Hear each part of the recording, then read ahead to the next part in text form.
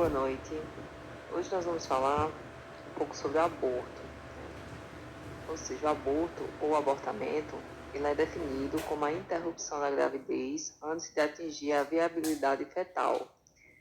De acordo com a Organização Mundial de Saúde, ela estabelece como um limite para caracterizá-lo como a perda do concepto de até 20 ou 22 semanas ou quando o concepto pesar até 500 gramas.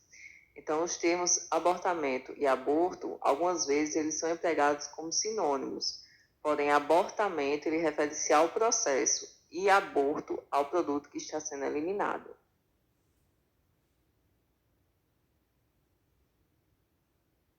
Então, várias são as causas do abortamento. O abortamento é mais comum das intercorrências obstétricas. E até 20% das gestações, elas evoluem para o aborto antes mesmo de se completar 20 semanas, sendo que destas, 80% são interrompidas até a 12ª semana. Então, a perda de gestações subclínicas ou não diagnosticadas, ela é ainda maior, podendo chegar a cerca de 30%. A frequência ela diminui com o avançar da idade gestacional, sendo que o risco geral de abortar depois da 15ª semana ele é bem baixo, de torno de 0,6%. E o abortamento ele pode ser precoce e tardio, dependendo do momento que ele ocorre. Se ele ocorre antes da 12ª semana de gestação, ele é considerado precoce. Se ele ocorre após a 12ª semana, ele é um abortamento tardio. E são várias as causas de abortamento. Contudo, na maioria das vezes, a causa ela permanece indeterminada. Então, muitas gestações elas são interrompidas também por decisão pessoal da mulher. Embora no nosso país ele ainda não seja legalizado, né? Depende de algumas circunstâncias. Mas as mais comuns causas de abortamento estão associadas com anormalidades cromossômicas, que na verdade é a causa mais comum, alterações uterinas, que podem ser alterações congênitas ou então adquiridas, alguns fatores endócrinos, como alterações na produção de progesterona e de outros hormônios, fatores imunológicos, infecções e até mesmo, às vezes, sem uma causa aparente, né? Quando não se sabe exatamente qual foi a origem da perda gestacional. Então, os abortamentos, eles podem ser classificados em ameaça de abortamento, abortamento completo, abortamento inevitável ou incompleto também, abortamento retido, abortamento infectado, abortamento habitual e o abortamento eletivo previsto em lei. Então, esses são os tipos de abortamento. Sobre a ameaça de abortamento. A ameaça de abortamento ou abortamento evitável, ele é classificado quando o concepto ele mantém a vitalidade. Então, é um quadro clínico que é mais discreto, ele se caracteriza por um sangramento vaginal de pequena intensidade e pouca dor do tipo cólica. Então, a mulher ela vai referir uma dor tipo cólica, mas é uma dor de baixa intensidade. O útero ele vai permanecer aumentado e o orifício interno ele vai ter que estar fechado. Então, o colo vai estar fechado. O exame ginecológico é importante para poder a gente afastar algumas lesões, pólipos, vaginites agudas, que podem ocasionar também sangramento vaginal, principalmente após a relação. Então, a ultrassonografia não vai ter alterações significativas. Quando ela fizer ultrassom, eu vou perceber que o saco gestacional vai estar íntegro e o embrião maior que 5 milímetros. E provavelmente vai haver batimentos cardíacos, né?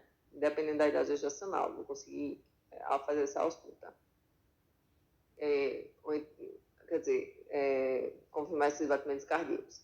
E quando ainda não há achado ultrassonográfico, a gente vai poder fazer a dosagem do beta-HCG, que na verdade vai ser uma dosagem quantitativa. Então, quando esse beta-HCG estiver maior que 1.500 a 2.000, deve haver saco gestacional intrauterino. Além disso, em uma gestação normal, os valores do beta-HCG eles aumentam 66% a cada 48 horas. Já os sinais ultrassonográficos de mau prognóstico para um abortamento ou ameaça de abortamento, é quando o saco gestacional ele é irregular, quando a frequência cardíaca ela é baixa ou inferior a 100 batimentos por minuto, e normalmente entre 5 e 7 semanas, e quando houver hematomas subcoriônicos maiores que 25% do diâmetro do saco gestacional. Então, havendo esses achados, é importante a gente pedir para repetir essa ultrassom de 7 a 10 dias, para ver se realmente se trata de um aborto e até mesmo confirmar, às vezes, até um aborto pretido. E a causa exata do sangramento, ele raramente é determinado.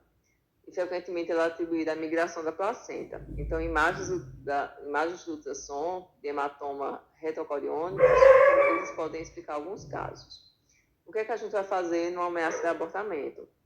Deve ser indicado repouso relativo, abstinência sexual por até 15 dias depois de cessar o sangramento e devem ser prescritos analgésicos e antiespasmódicos.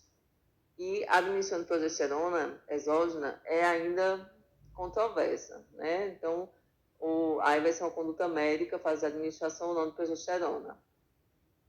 E a paciente ela deve receber orientações e, obviamente, apoio psicológico, né? Já o abortamento completo, ele é aquele que vai ocorrer em gestações com menos de 8 semanas, e aqui houve a perda sanguínea e as dores, elas diminuem ou até mesmo elas cessam. Por quê? Porque houve a expulsão do concepto ou do material ovular. Então, o colo uterino ele ainda pode estar aberto e o tamanho do útero ele vai estar menor do que o esperado para aquela idade gestacional. Na ultrassom, a gente vai ver que a cavidade uterina ela vai estar vazia ou então vai haver restos de coágulos, que podem ser até eliminados sozinhos sem a necessidade de fazer uma curetagem. Então, nesse caso, a nossa conduta vai ser observar, né, esse sangramento, para ver se realmente essa mulher tem como eliminar, ou mesmo se já há um risco de infecção uterina, ou se já há uma infecção uterina, e persistir no sangramento, ou se a mulher desejar interromper essa perda sanguínea e não esperar, né, que vai sendo eliminado fisiologicamente, ela pode fazer realmente a aspiração manual intrauterina, que é o âmio, e na falta de âmio, ela pode ser feita a curetagem uterina.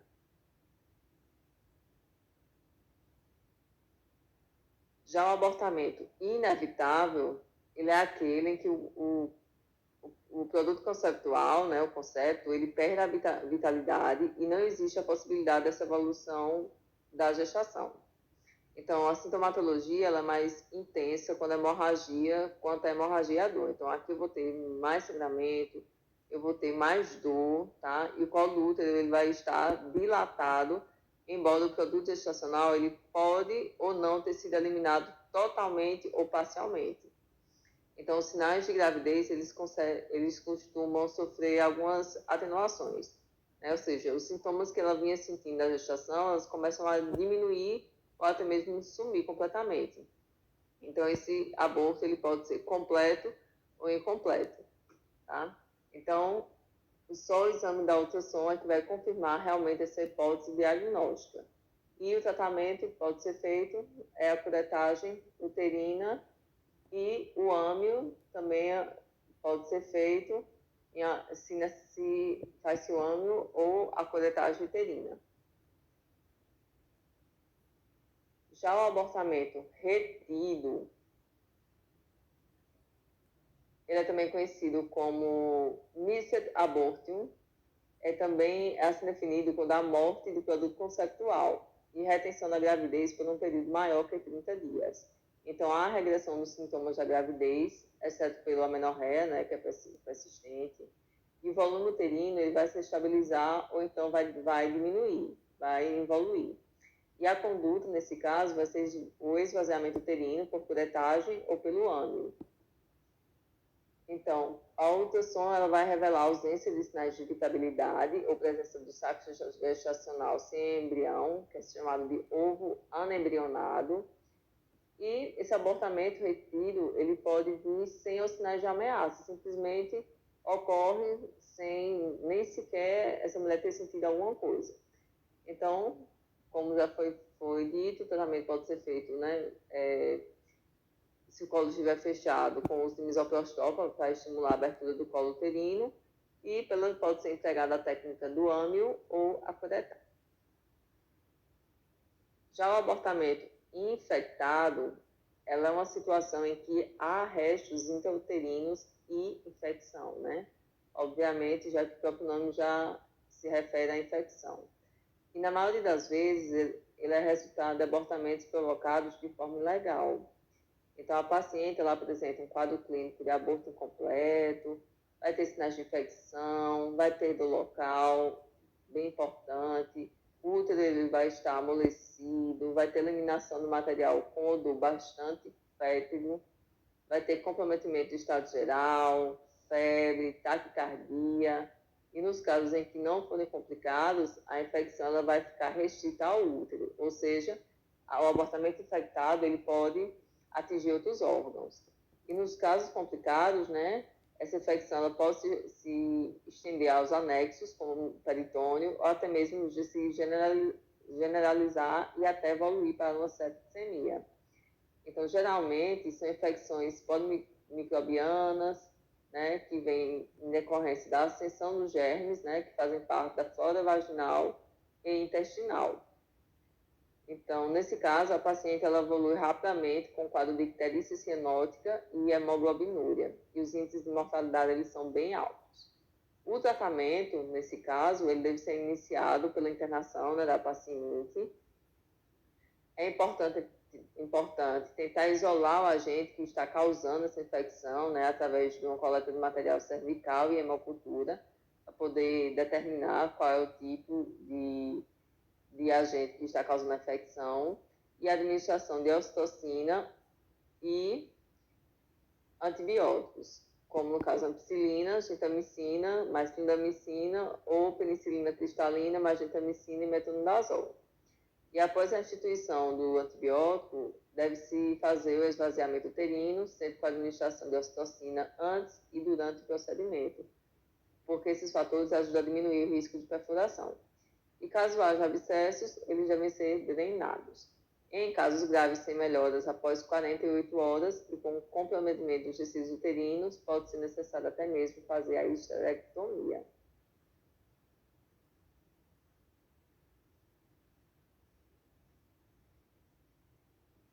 Já no abortamento habitual, ele se caracteriza, né, pela perda espontânea e consecutiva de 3 ou mais gestações antes da 22ª semana. E ele é definido pela ocorrência dessa quantidade de abortos, sendo classificado em primário ou secundário, caso seja ou não antecedido por parto. Então, ele acomete cerca de 0,5% a 1% dos casais. Nesse caso, a gente deve encaminhar, né, esse casal para investigação no intervalo intergestacional para pesquisar o que estaria causando esse abortamento.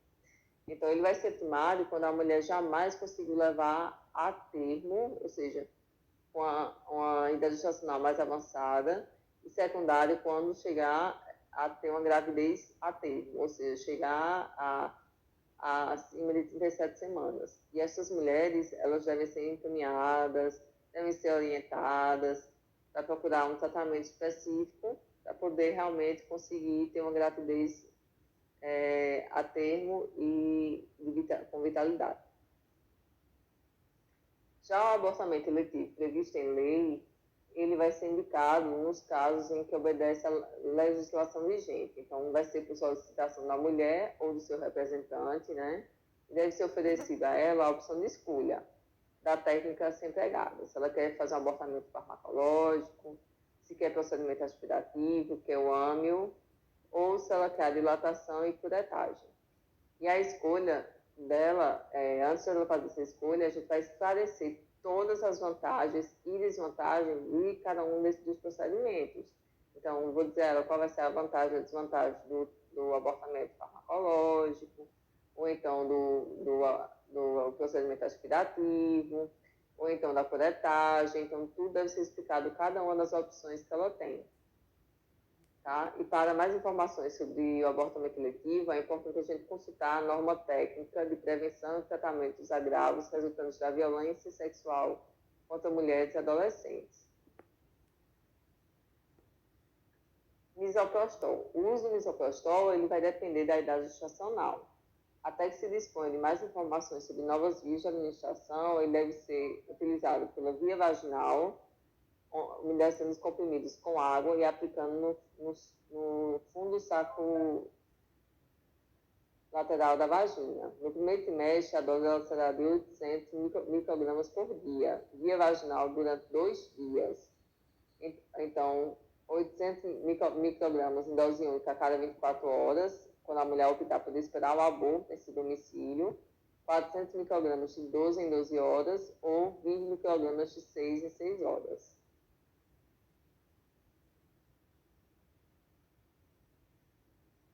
Após 72 horas, o esquema ele pode repetir-se ao ser utilizado como método alternativo, dependendo da decisão da mulher.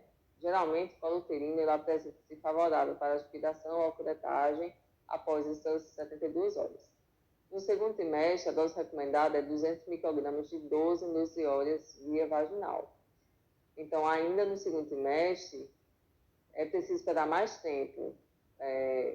Propõe-se, então, repetir o tratamento em ciclos de 48 horas, com 3 a 5 dias de intervalo, repetidos até provocar o abortamento, até que a mulher, em conjunto com o clínico, decidam se vão continuar tentando o abortamento com misoprostol ou se preferem outro tipo de procedimento.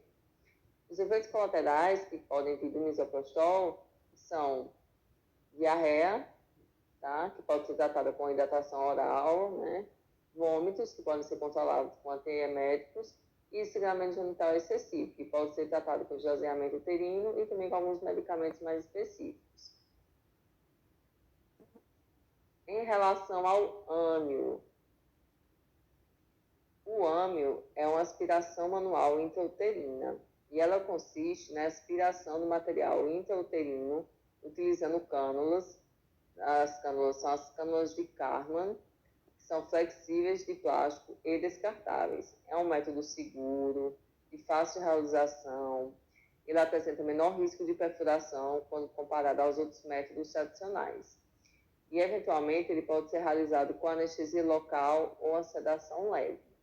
E ele pode ser utilizado em gestações com menos de 12 semanas.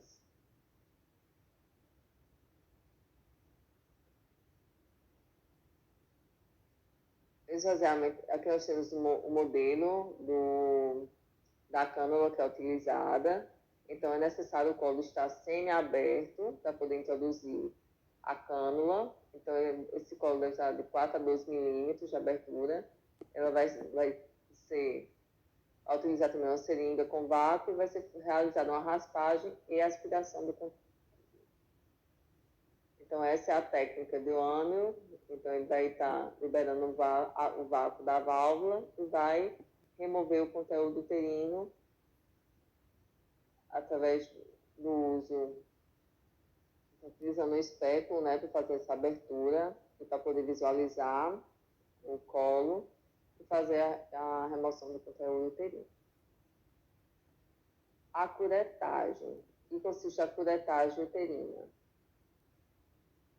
Então, a curetagem uterina ela é um procedimento cirúrgico em que a cavidade endometrial ela vai ser esvaziada por meio de uma cureta, por isso que o nome é curetagem, ou dispositivo de aspiração.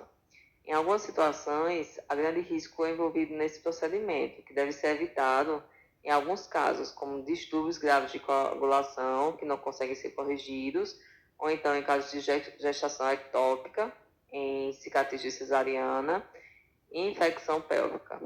E as complicações associadas a esse procedimento são perfuração uterina, lesão do colo do útero, infecção, que pode chegar até 23% de chance, hemorragia, aderência intrauterina e esvaziamento incompleto.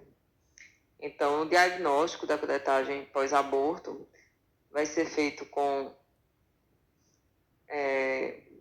exames diagnósticos, né, como a ultrassonografia transvaginal, o beta-HCG quantitativo E a tipagem sanguínea, hemograma e coagulograma podem ser indicados em algumas situações.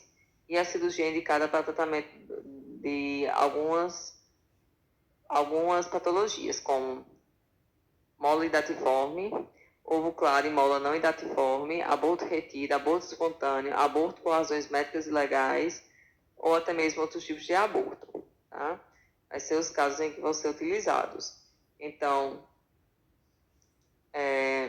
o tratamento, né, no pré-operatório, a mulher ela vai assinar um termo de consentimento, né, que está consentindo com a realização do procedimento, e vai ser utilizado misoprostol de 200 ou 800 microgramas, né, dependendo do critério médico e da situação, via vaginal, com opção para dilatação do colo.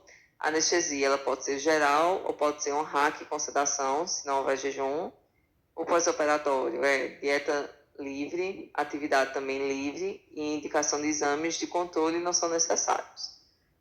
E orientações da alta hospitalar, então dieta geral também, atividade livre, retorno ao ambulatório de 7 a 10 dias após a alta e procurar o cirurgião em caso de sangramento intenso, febre, aumento da dor em relação ao dia da alta e o atestado médico, em caso de curetagem uterina, é de 15 dias.